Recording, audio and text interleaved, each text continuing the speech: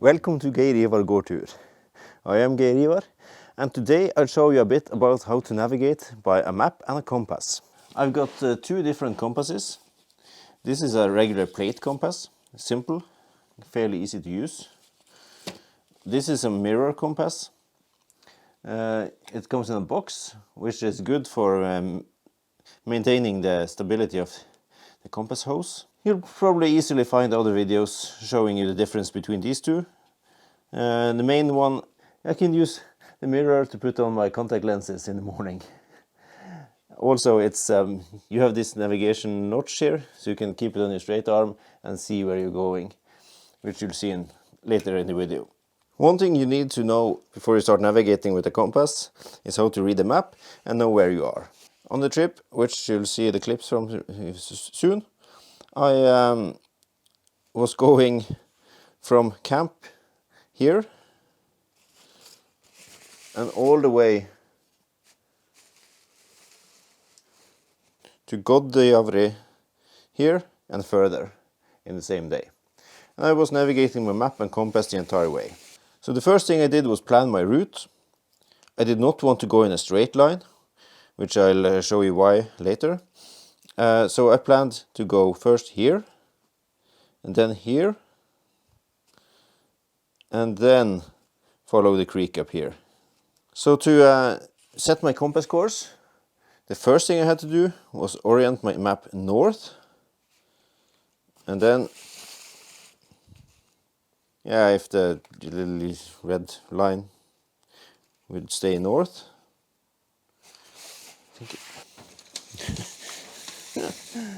One thing to be wary about when using a compass. You can see these two are pointing in the same direction now. But if I move this one towards the screws on the table, you can see the needle is really disturbed by the metal. So keep away from metal and magnetic objects when trying to use a compass. The first thing you have to do is orient your compass so the little red lines here are pointing north, and turn your map so the red lines matches the lines on the map, and your map is pointing north. Then you have to know where you're starting.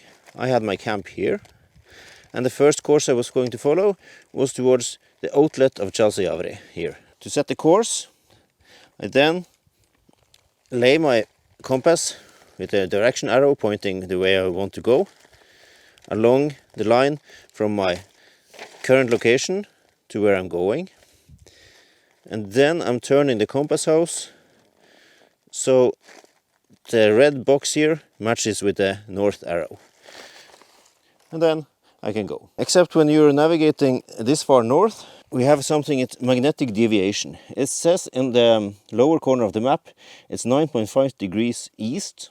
Since the needle is pointing towards the magnetic north pole, not a geographic, I have to account for deviation, which is in the lower corner of the map.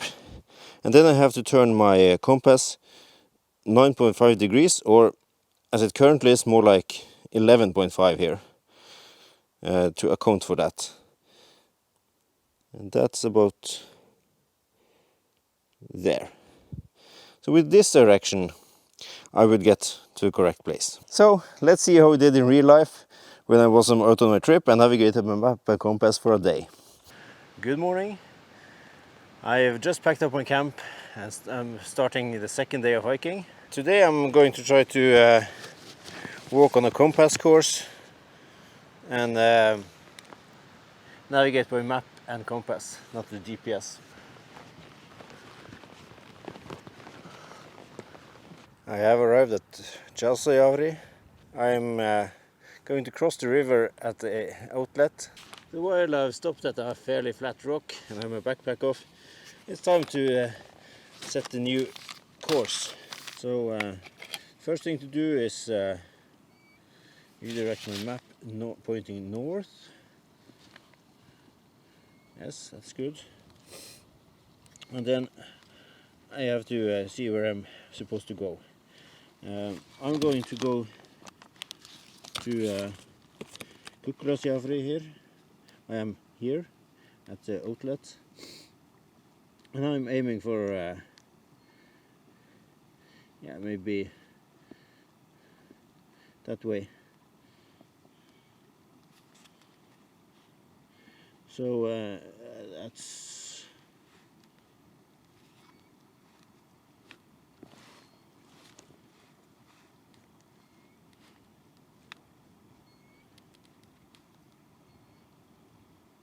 of course now I had my compass the wrong way. I'm going to navigate that way. That would be a huge mistake. Now put my compass along my intended line, turn the house till it fits. Yeah, and then we also have to adjust for the magnetic north. Now I just hold the compass like this and see the magnetic arrow is inside the red square, and I aim and I can see a peak, a little rock. The tallest of the two is straight forward.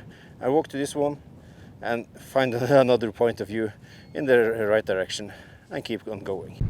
Here I'm at the rock and I take my new course, which is towards another little rock, not too far forward. When you can see further, you can aim for a point in the mountains or a snowfield or something that's easy to keep track of, so you don't have to check your compass every now and then. Here's Gukkulasjavri, and I did aim for the far end, which is over this little hill.